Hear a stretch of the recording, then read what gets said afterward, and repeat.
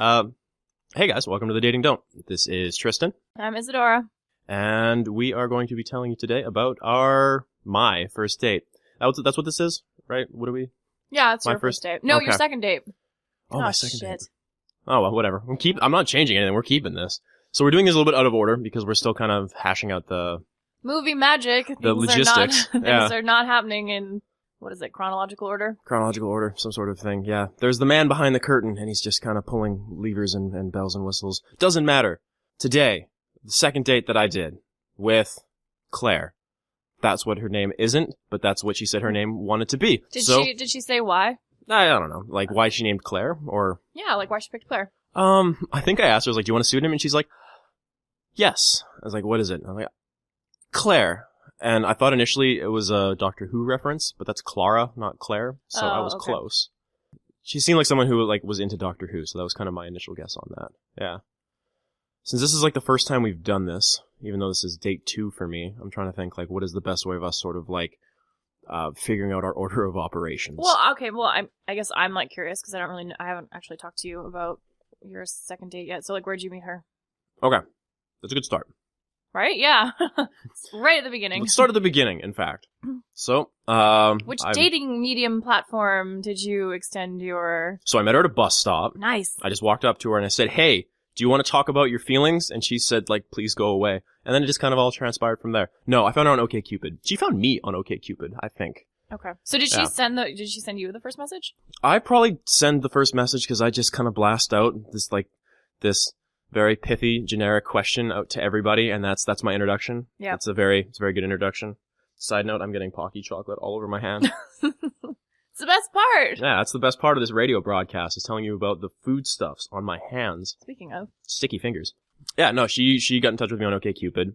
So, like actually, let's back up a step from there. Okay. Like about a week and a half ago, I put out that article, one of the articles we did, which was basically me just whining and crying like a big baby. It was the best! About how, like, finding fucking people to do this interview with is like pulling goddamn teeth. And it's not just that people aren't interested, because this seems like a lot of people are interested in the idea. It's just as soon as you present it to them in a, like, do you want to come and actually, like, sit in front of a microphone, like, stare at this robot penis and talk about your feelings for, like, an hour to 3 hours, they all seem to get cold feet and run away at the last minute. You've seen this with me getting more and more frustrated, as I've had, like, over a half dozen times. I've been like, yes, all right, someone's in.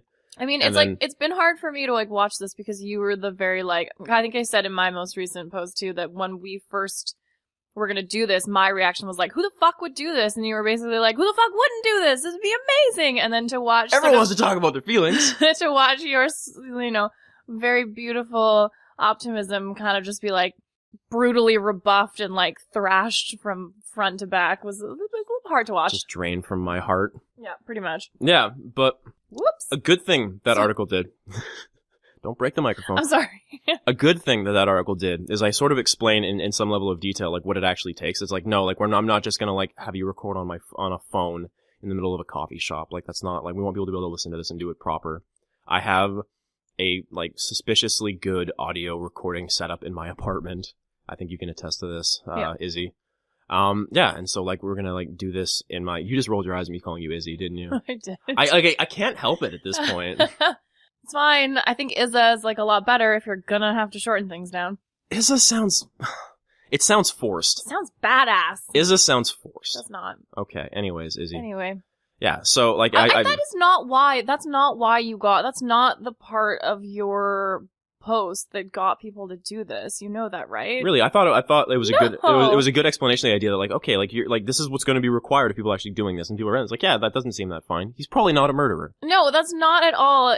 You sort of like it was more the like, aw, bless. Like, it was sort of sorry, but like because it was so sweet. It was a very sweet post, and you just were like you were very earnest and self-effacing, being like, I just want to like find someone to, like, do this with, like, very earnest, and, it was funny, and so it made you just look like, I don't know, like, yeah, you're just a decent person and a nice guy who... I'm blushing. Yeah, who just, like, is like, fuck, this is, like, really difficult. People, like, come do this with me. Like, I swear this isn't, like, creepy and weird and whatever. It had nothing to do with people knowing that you have, like, top-notch audio equipment. Well, no, it wasn't not that. It's more the fact that, like, Like, this is even more intimidating to me than doing it at a coffee shop, because everyone that I tried to do or thought that, talked about doing it with thought that that's exactly how it would happen, that we'd just go to a coffee shop and, like, record it. Yeah. Because that would be so much less weird than, like... Yeah, but that's why, because it's, like, kind of weird being like, Yeah. hi, like, nice to meet you, like, shake of a hand. Now come with me to my apartment alone without anyone else while we, like,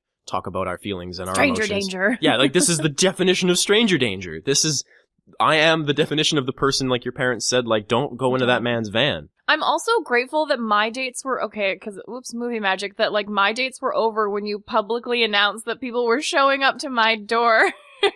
That it was happening in my apartment, because it's the one thing that I didn't tell people until the very, very end of the opt-in session. Okay. Yeah, it was. Well, I'm glad I didn't like fuck that one up. All right. Because I was like, no one knew. Everyone just sort of thought that it was probably going to happen, like, I didn't announce anywhere in my thing that, like, this is happening in my apartment, because I was like, that might actually get the murderers. Yeah, that is a different level of stranger danger. Yeah, so I had to sort of, I had to do kind of backdoor. It was like, everyone agreed to do this, and then the very last thing that they had to opt into, I was like, oh, by the way, whoops, not happening in public. It's got to be at my apartment. And that's why I kind of figured that they weren't going to be murderers, is because they were sort of like, oh, yeah, okay, I guess that's fine. All right, sure. Story checks out. But, Yeah.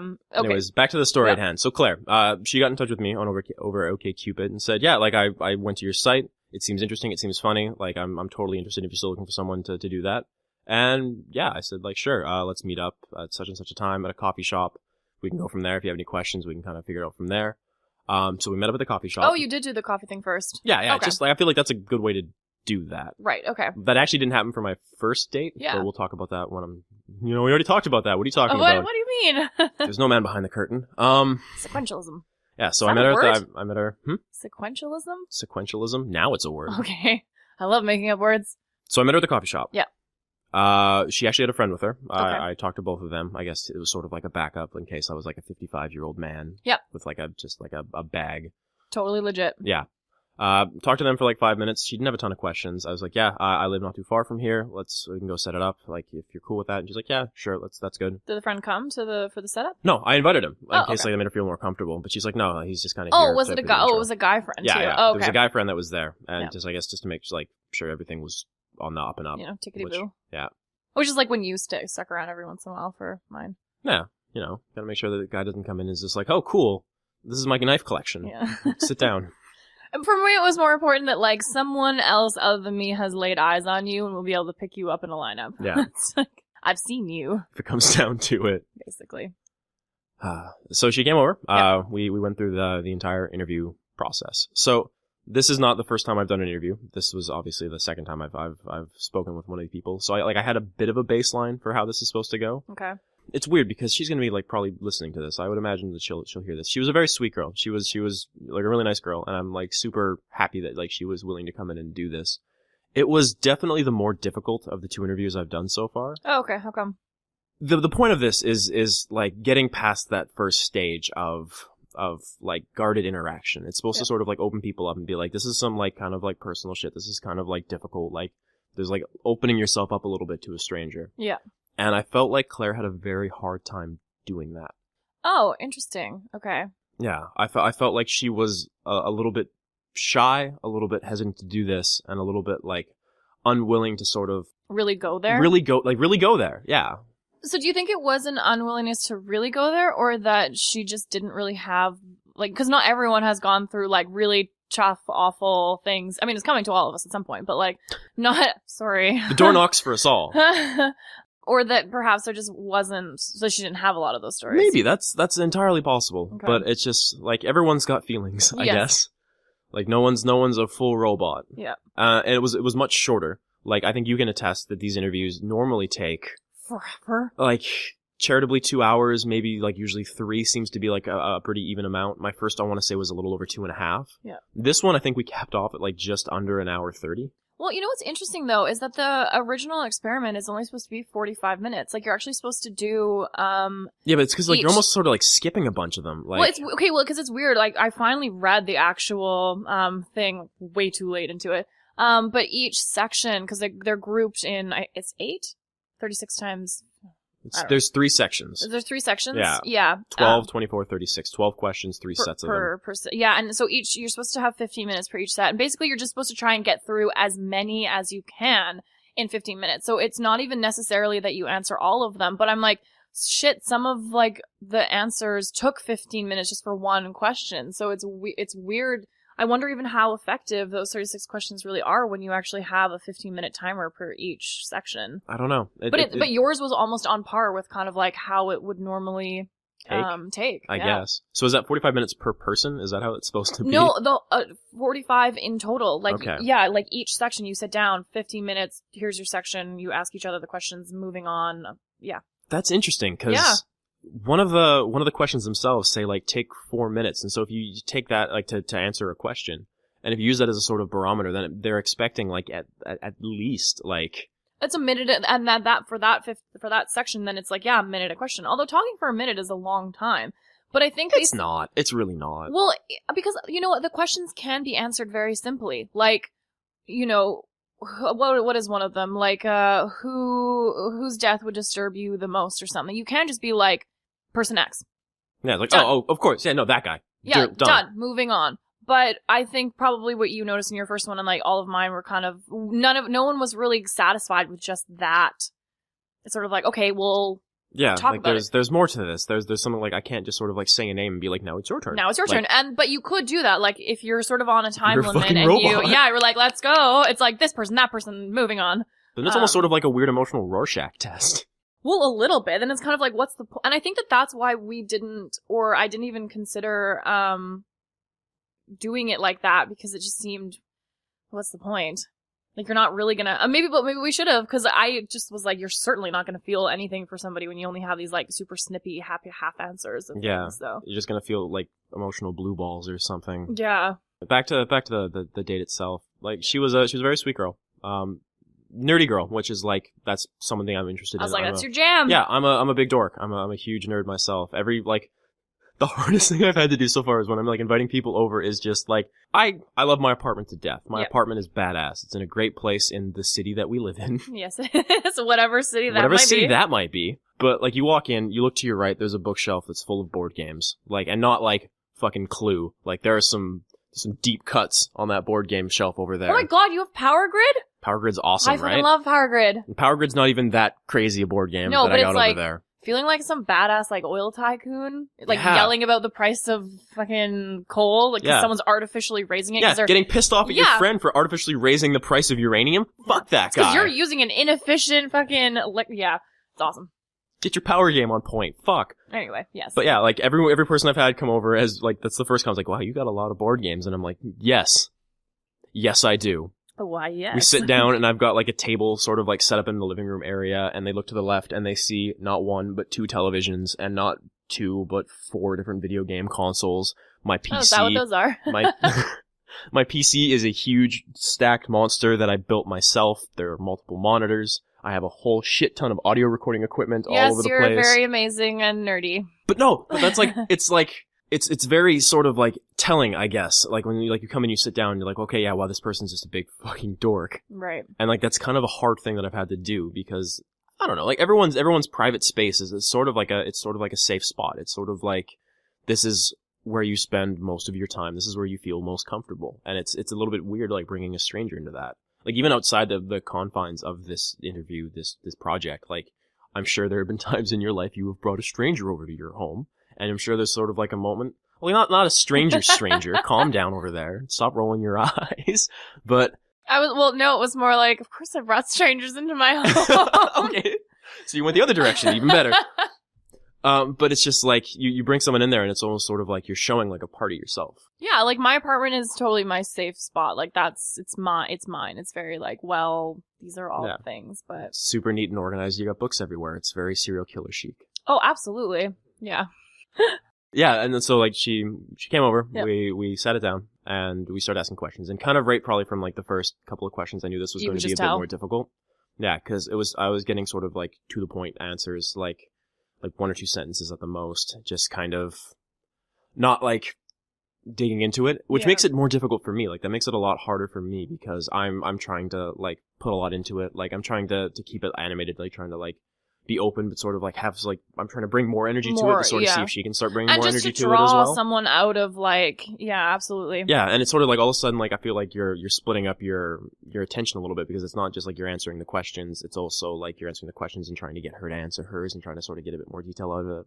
Well, and I feel like, I don't know, it almost might make me less inclined to be as open to, because I feel like Oh, definitely. Yeah, because like one of the big things, and it's been interesting sort of doing mine. There's one question that's kind of like, I don't know, what's friendship mean to you, or like what's so important? And actually, a lot of people have said the word vulnerability, and it's something that really like twigged in my mind. That I know that I have some friends that like we're friends, but I actually feel that one of the reasons why we're not very close is because either I'm not very vulnerable with them or they're not very vulnerable with me. Like there's not that willingness to sort of like open up. And so you kind of remain at a bit of a distance. It's a how's your day good kind of friendship. Yeah. And so I can see why, like, yeah, when you're doing these questions and someone is not willing to be vulnerable with you, it's kind of like, this is supposed to be an agreed upon, it's weird to sort of say it like that, but like agreed upon exchange. It was a social contract. There is sort of, in a sense, like this is agreed upon exchange of emotion.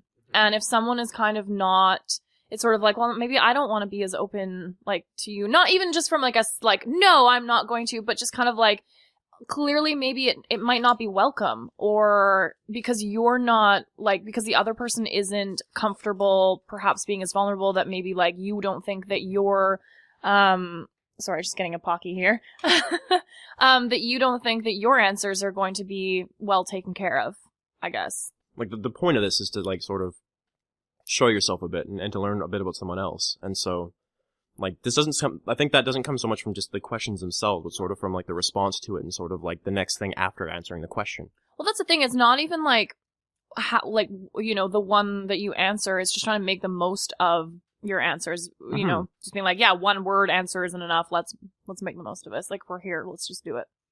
Yeah, and that proved to be difficult. Like, not impossible. Like, there were some questions we definitely got, like, a good response back and forth. Like, I definitely learned a lot about her. I was really happy that she came and she did it. It's just surprising that you would come to, like, do that was the thing that kind of kept going through my head. Yeah, it's like you knew that this is how it was going to be.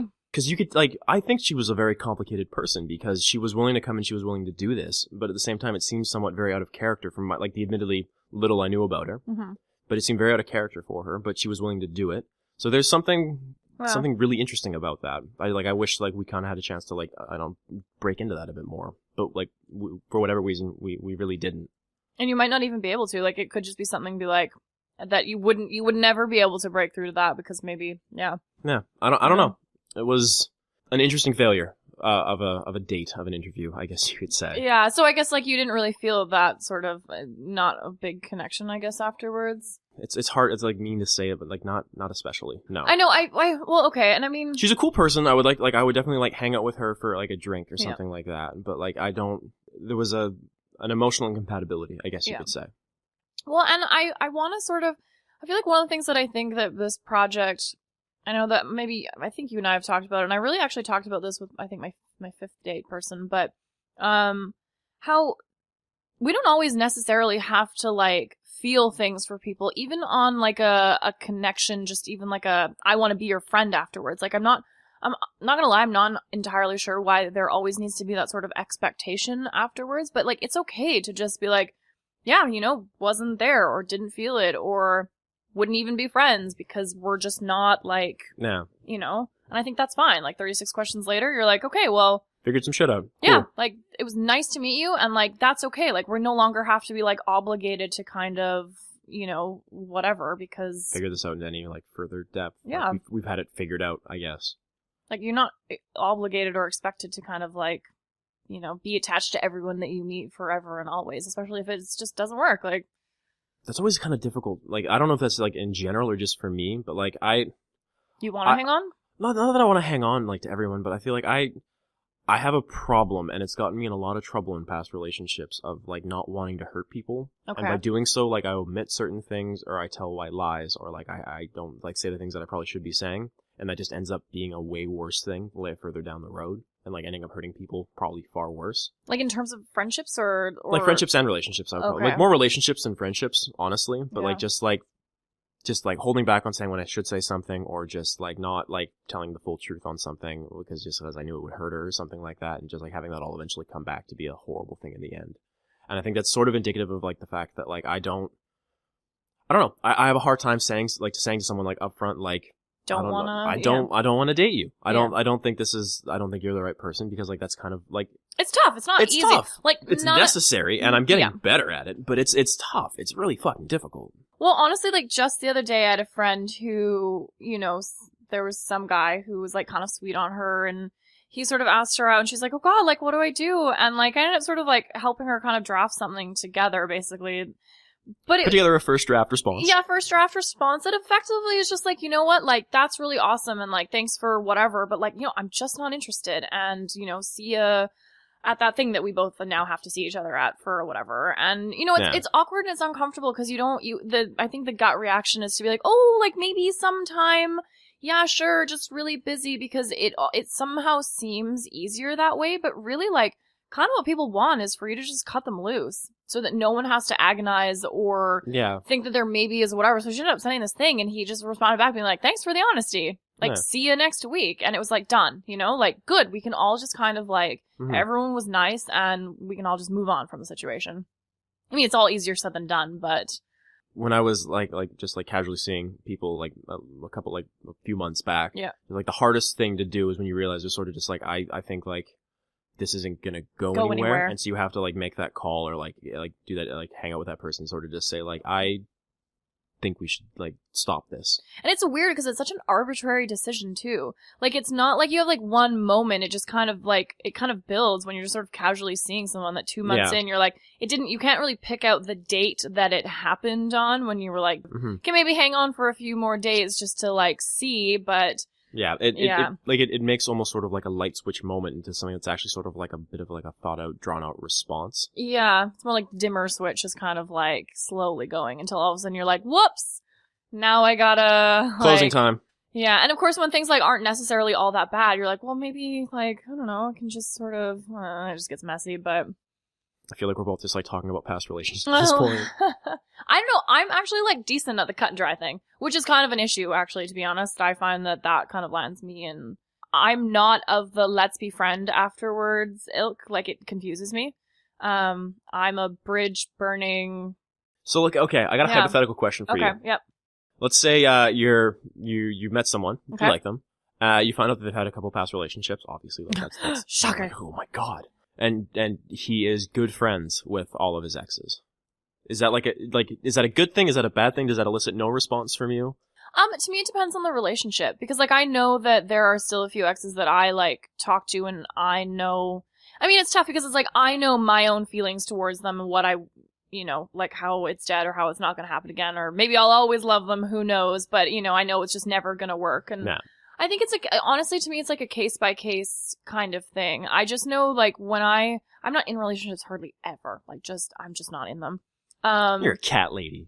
Yeah, basically. And so when I'm finally in there with someone, like, to me, it means so much that when it's over, it's sort of like, well, it's almost too painful. Like, I can't even be your friend because it's just painful. It just reminds me of, like, way too much. Mm-hmm. Or if, like, we just weren't friends anyway. Like, we just ended up being so incompatible, or we dated and it just was like, you're not really someone that I would be friends with.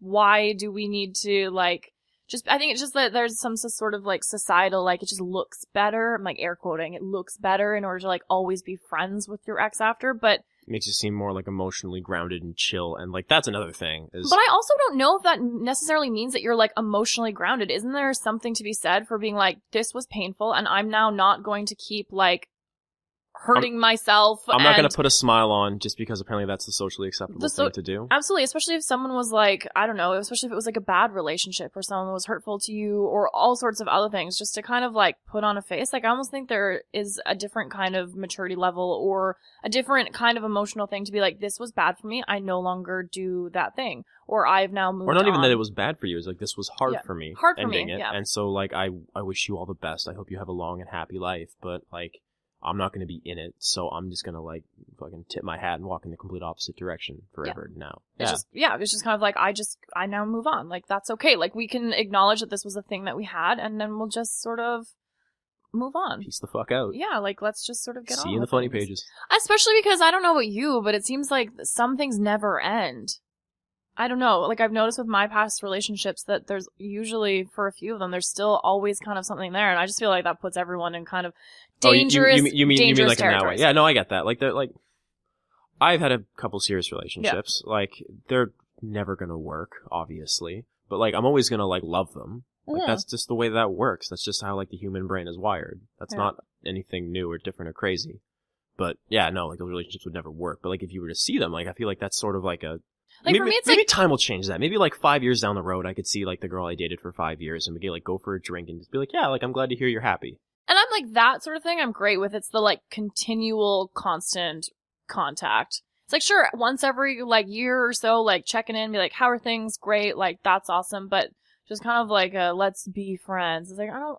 No, like, I dated you. I have enough fucking friends. A, I have enough fucking friends. And, like, B, I dated you because I didn't want to be your friend. Like, that's why I dated you, is because I didn't want to be your friend. I wanted to, you know, I wanted this to be your relationship. And I don't understand reverting. It's very confusing to me to, like, have to deconstruct something down into what I didn't already want it to be. Like, if we were meant to be friends, we were meant to be friends. But we're not. So, yeah, it's very, I don't know. How did we get on this tangent? How did we get here? Where are we right now? Oh, yeah, because you were like, we didn't really connect.